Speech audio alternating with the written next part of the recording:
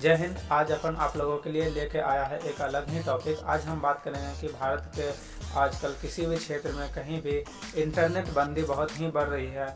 आज हम बात करेंगे आखिर भारत सरकार को उन्हें कौन सा कानून प्राप्त है, कौन सा अधिकार प्राप्त है कि वह भारत के किसी भी राज्य के किसी भी क्षेत्र में इंटरनेट पाबंदी आसानी से लगा सकता है। लेकिन दोस्तों ज़रा ये सोचिए, इंटरनेट बंदी लगाने के बाद परेशान हुए लोगों के अधिकारों का क्या, उनके ह्यूमन राइट्स का क्या। तो दोस्तों बने रहिए हमारे साथ और आज हम जानेंगे अपने समाज के कुछ महत्वपूर्ण विषमताएं। हाल ही में राजस्थान के कन्हैया लाल की हत्याकांड के बाद वहां के 3 जिलों में पूरी तरीके से इंटरनेट पाबंदी लगा दिया गया है। और इतना ही नहीं दोस्तों, यदि बात करें तो 2 से 3 हफ्ते पहले ही अग्निपथ स्कीम को लेकर के युवाओं के बीच जो आक्रोश था और उनको लेकर के जो समाज में घटनाएं हुई, उसके बाद बिहार के लगभग 14 जिलों में इंटरनेट पे पाबंदी लगा हुआ था। और यदि हम भारत के 2 अभिन्न अंग जम्मू और कश्मीर की बात करें तो वहाँ पे इंटरनेट पे पाबंदी लगना तो आम बात है। और इतना ही नहीं दोस्तों, यदि हम 2019 के आंकड़ों की यदि बात करें तो उसके हिसाब से पूरे साल में, जी हाँ, पूरे साल में 365 दिन में 130 दिन तक जम्मू और कश्मीर में इंटरनेट पे पाबंदी लगा हुआ था। जानते हैं कैसे किसी क्षेत्र में इंटरनेट को बंद किया जाता है और इसके पीछे क्या क्या कारण हो सकते हैं। आमतौर पर यदि बात करें तो किसी भी क्षेत्र में, समाज में हुई दंगे, कोई विषमताएं या किसी भी तरीके का कोई भड़काऊ भाषण किसी नेता के द्वारा दिया जाता है तो उसके वजह से समाज में गलत धारणाएं, गलत न्यूज़, कोई फेक न्यूज़ ना फैल पाए, तो ये एक बड़ा कारण होता है कि उस क्षेत्र का इंटरनेट को बंद किया जाता है। और इतना ही नहीं, यदि मैं आपको बताना चाहूँगा कि भारत में बहुत सारे परीक्षाओं में हो रहे नकल को लेकर के भारत के बहुत सारे बुद्धिजीवियों का ये मानना है कि इंटरनेट एक बहुत बड़ा कारण हो सकता है। और इतना ही नहीं, भारत में बहुत सारे एग्ज़ाम, यदि बात करें तो एक कांस्टेबल लेवल तक का एग्ज़ाम में भी बहुत जगह नेट पर पाबंदी देखने को मिला था। अब आप बोलोगे ये क्या बात हुई यार, यही तो सर जी मैं आपको समझाना चाहता हूँ।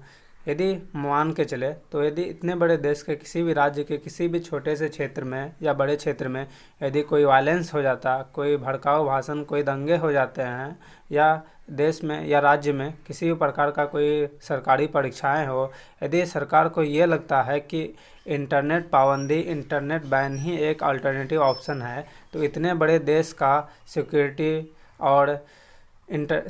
और लॉ एंड ऑर्डर क्या घास चरने जाती है या तेल बेचने कहीं चले जाते हैं। मैं भी आप लोगों में से कुछ आदमी सोचते होंगे कि श्रीलंका में वैसे ही तेल का बहुत सारा क्राइसिस है, तो एक दिन का छुट्टी मार करके वहाँ पे अपना तेल का कोई बिजनेस खोल लिया हो।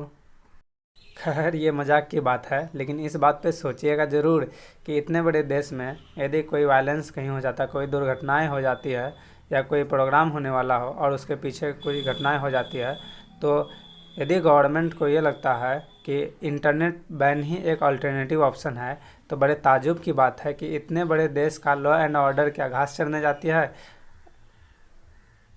इंटरनेट बंदी के दूसरे कारण की यदि बात करें तो वह है पोस्ट वायलेंस। पोस्ट वायलेंस का मतलब ये है कि किसी भी क्षेत्र में, राज्य के किसी भी क्षेत्र में यदि कोई वायलेंस, कोई दुर्घटना हो गया हो और उनको लेकर के समाज के लोगों के बीच कोई आक्रोश, कोई गलत न्यूज़, कोई फेक न्यूज़ को सुनकर या सोशल मीडिया पर देखकर कोई समाज में कोई विषमताएं ना फैले, तो इसके लिए भी इंटरनेट बैन किया जाता है।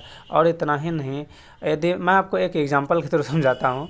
जैसे मैं एक एग्जांपल लूँ और आपको यदि भूख लगा हो और आपको खाने की ज़रूरत हो और उस समय यदि कोई आपको बोल दे कि भाई तू मत खा, तू मोटा हो जाएगा, और इस डर से आपने क्या किया कि अनाज की पूरी पेड़ कटवा दिए, तो ये क्या बेवकूफ़ी वाली बात हो गई। तो कुछ इस तरीके की बात चल रही है हमारे समाज में।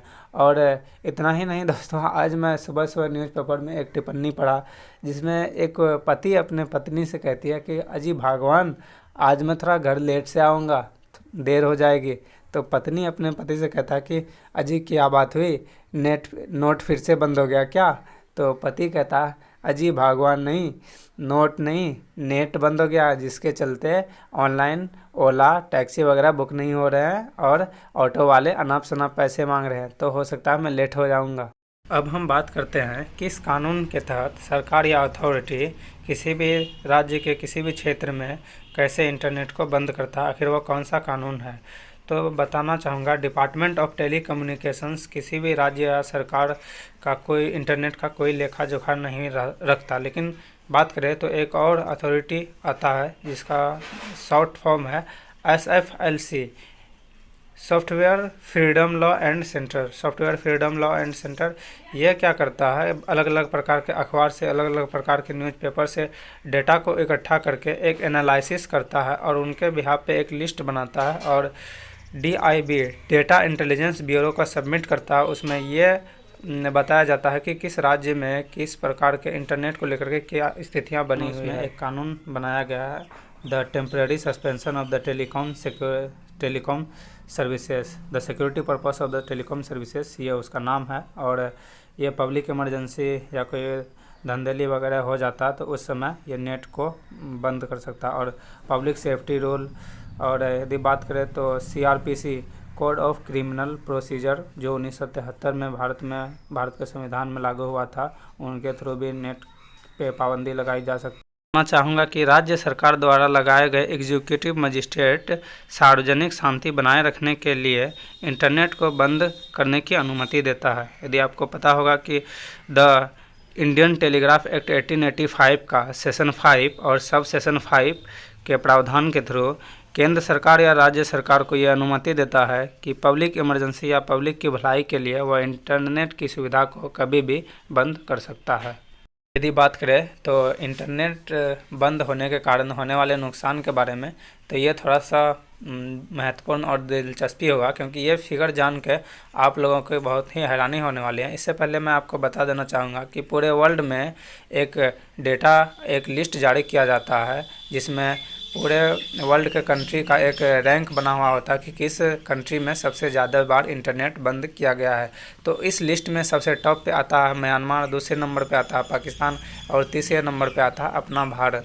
और यदि बात करें तो इकोनॉमी पे इससे क्या फ़र्क पड़ता है, तो इकोनॉमी पे इससे बहुत फ़र्क पड़ता है। यदि बात करें तो यदि बात करें तो इंटरनेट पिछले बीते हुए सालों में इंटरनेट की बंदी के कारण लगभग $2.8 बिलियन, जी हाँ 2.8 बिलियन डॉलर, ये कोई मजाक की बात नहीं है। लगभग इतने पैसा यदि पाकिस्तान को मिल जाए तो वह फिर से बांग्लादेश पे कब्जा करने के लिए तैयार हो जाएगा, बोलेगा हमको फिर से ईस्ट पाकिस्तान चाहिए, अफ़गानिस्तान को अलग परेशान करके रख देगा। तो इसलिए कोई $2.8 बिलियन कोई छोटी मोटी रकम नहीं है। $2.8 बिलियन, तो इतना नुकसान जो है कि सिर्फ नेट बंदी के कारण भारत सरकार यानी इंडियन गवर्नमेंट को हुआ है। तो ये थी कुछ जानकारी, कुछ महत्वपूर्ण तथ्य जो आपको ऑनलाइन माध्यम के थ्रू आपके साथ साझा किए। ऐसे इंटरेस्टिंग फैक्ट हम आपको प्रोवाइड करवाते रहेंगे और आप बने रहिए हमारे साथ और मिलते हैं नए सेक्शन में। Thank you.